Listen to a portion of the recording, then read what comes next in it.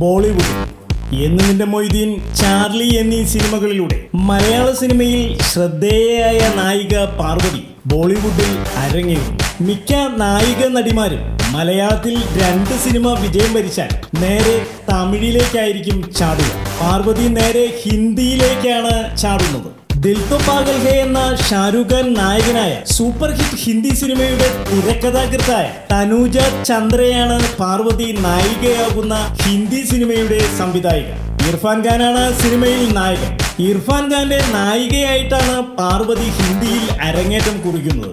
ഹിന്ദി സിനിമയ്ക്ക് വേണ്ടി പല മലയാളം സിനിമകളും നിരസിച്ചിരിക്കുകയാണ് പാർവതി എന്നാണ് വാർത്ത. ദിവസവും വരുന്ന ഗോസിപ്പുകൾക്കും എന്റർടൈൻമെന്റ് ന്യൂസുകൾക്കും വേണ്ടി ഇപ്പോൾ തന്നെ സബ്സ്ക്രൈബ് ചെയ്യുക.